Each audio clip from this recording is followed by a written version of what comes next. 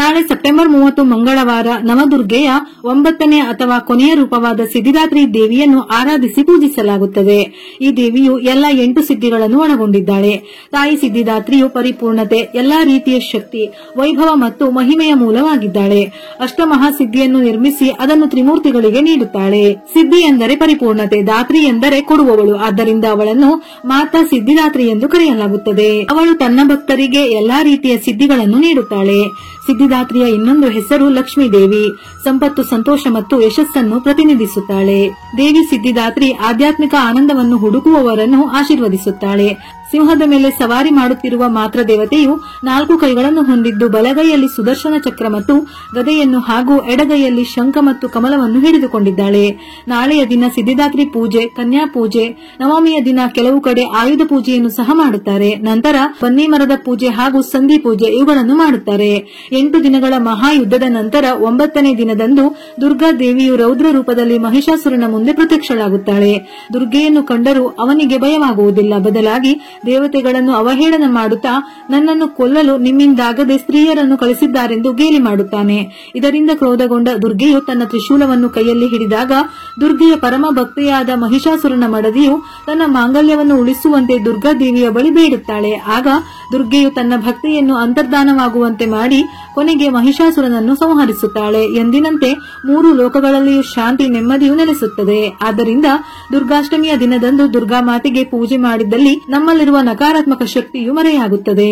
ಸಂಧಿ ಪೂಜೆ ಎಂದರೆ ನವರಾತ್ರಿಯ 8ನೇ ಮತ್ತು 9ನೇ ದಿನದ ನಡುವೆ ಮಾಡುವ ಒಂದು ಆಚರಣೆಯಾಗಿದೆ. ಸಂಧಿ ಕ್ಷಣ ಎಂದು ಕರೆಯಲ್ಪಡುವ ಈ 45 ನಿಮಿಷಗಳ ಅವಧಿಯು ಮಹಿಷಾಸುರನ ಮೇಲೆ ದುರ್ಗಾದೇವಿಯ ವಿಜಯದ ಸಮಯವನ್ನು ಸೂಚಿಸುತ್ತದೆ. ಈ ಅವಧಿಯಲ್ಲಿ ದೇವಿಯ ಶಕ್ತಿಯು ಉತ್ತುಂಗದಲ್ಲಿರುತ್ತದೆ. ಈ ಸಮಯದಲ್ಲಿ ದುರ್ಗಾದೇವಿಗೆ ಪ್ರಾರ್ಥನೆ, ಹೂವುಗಳು, ನೈವೇದ್ಯ ಅರ್ಪಿಸುತ್ತಾರೆ. ಸಂಧಿ ಪೂಜೆಯ ಸಮಯದಲ್ಲಿ ಭಕ್ತರು ಮಂತ್ರ ಶ್ಲೋಕಗಳನ್ನು ಪಠಿಸಿ ಆರತಿಯನ್ನು ಮಾಡುತ್ತಾರೆ. ಜೊತೆಗೆ 108 ದೀಪಗಳನ್ನು ಬೆಳಗಿ ದೀಪ ಬೆಳಗುವುದರೊಂದಿಗೆ ಧಾರ್ಮಿಕ ವಿಧಿ ಮುಕ್ತಾಯವಾಗುತ್ತದೆ. ಸಂಧಿ ಪೂಜೆ ಆಚರಣೆಯಲ್ಲಿ ಪಾಲ್ಗೊಳ್ಳುವುದರಿಂದ ಆಧ್ಯಾತ್ಮಿಕ ಬೆಳವಣಿಗೆ, ಸಮೃದ್ಧಿ ಮತ್ತು ದೈವಿಕ ಅನುಗ್ರಹ ಪ್ರಾಪ್ತಿಯಾಗುತ್ತದೆ. 108 ದೀಪ ಬೆಳಗಲು ಪ್ರತಿಯೊಬ್ಬರಿಗೂ ಸಾಧ್ಯವಿಲ್ಲ. ಹಾಗಾಗಿ ಈ ಸಮಯದಲ್ಲಿ 2 ತುಪ್ಪದ ದೀಪವನ್ನು ಬೆಳಗಿ ದೀಪಕ್ಕೆ ಲವಂಗ ಸೇರಿಸಿ ಯಾವುದೇ ಕೆಟ್ಟ ದೃಷ್ಟಿ ಬಿದ್ದರೆ ದುಷ್ಟಶಕ್ತಿಗಳಿಂದ ನಿವಾರಣೆಯಾಗಿ ಆಯುರ ಆರೋಗ್ಯ, ಆಯುಷ್ಯ ಲಭಿಸಲಿ, ಧನ ಸಂಪತ್ತು ಪ್ರಾಪ್ತಿಯಾಗಲಿ ಎಂದು ಪ್ರಾರ್ಥಿಸಿ. ಅಷ್ಟಮಿ ತಿಥಿ ಸಮಯ ಸೆಪ್ಟೆಂಬರ್ 29ರ ಮಧ್ಯಾಹ್ನ 4:31 ಪ್ರಾರಂಭವಾಗಿ ಸೆಪ್ಟೆಂಬರ್ 30ರ ಸಂಜೆ 6:06 ಮುಕ್ತಾಯವಾಗುತ್ತದೆ.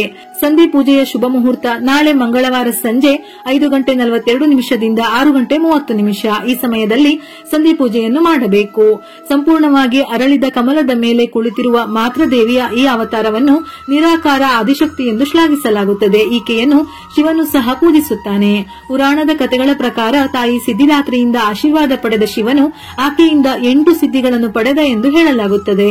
ಬ್ರಹ್ಮಾಂಡದ ಸೃಷ್ಟಿಯ ವೇಳೆ ಶಿವನು ಆದಿ ಪರಾಕಾಷ್ಠೆಯನ್ನು ಆರಾಧಿಸಿದನು. ಎಷ್ಟೇ ಆರಾಧಿಸಿದರೂ ಶಕ್ತಿ ದೇವತೆಯು ಪ್ರತ್ಯಕ್ಷಳಾಗಲಿಲ್ಲ. ನಂತರ ಆಕೆಯು ಶಿವನ ಎಡಭಾಗದ ಅರ್ಧದಲ್ಲಿ ಕಾಣಿಸಿಕೊಂಡಳು.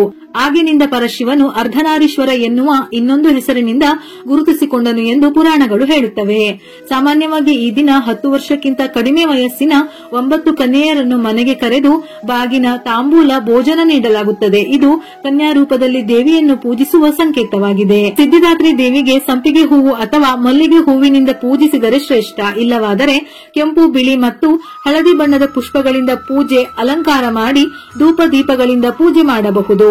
ನವರಾತ್ರಿಯ 9ನೇ ದಿನ ಸಿದ್ಧಿದಾತ್ರಿ ಆರಾಧನೆ ಮಾಡಲು ಬೆಳಿಗ್ಗೆ ಬ್ರಹ್ಮ ಮುಹೂರ್ತ, ಬೆಳಗಿನ ಜಾವ 4:33 5:21. ಈ ಸಮಯದಲ್ಲಿ ಬನ್ನಿ ಮರದ ಪೂಜೆಯನ್ನು ಮಾಡಿದರೆ ಶ್ರೇಷ್ಠ. ಇಲ್ಲವಾದರೆ ಬೆಳಿಗ್ಗೆ 11:45 ಮಧ್ಯಾಹ್ನ 12:33. ಈ ಸಮಯದಲ್ಲಿ ಆಯುಧ ಪೂಜೆಯನ್ನು ಸಹ ಮಾಡಬಹುದು. ಸಂಜೆ ಗೋಧೂಳಿ ಸಮಯದಲ್ಲಿ ಪೂಜೆ ಮಾಡುವವರು ಸಂಜೆ 6:10 6:34. ಈ ಸಮಯದಲ್ಲಿ ದೇವಿಯ ಆರಾಧನೆ ಮಾಡುವವರು ಹೊಸ್ತಿಲು ಪೂಜೆ, ದೀಪಾರಾಧನೆ ಹಾಗೂ ತುಳಸಿ ಪೂಜೆ ಹೀಗೆ ದೇವಿಗೆ ಸಂಬಂಧಪಟ್ಟಂತಹ ಆರಾಧನೆಗಳನ್ನು ಮಾಡಿದರೆ ಶ್ರೇಷ್ಠ.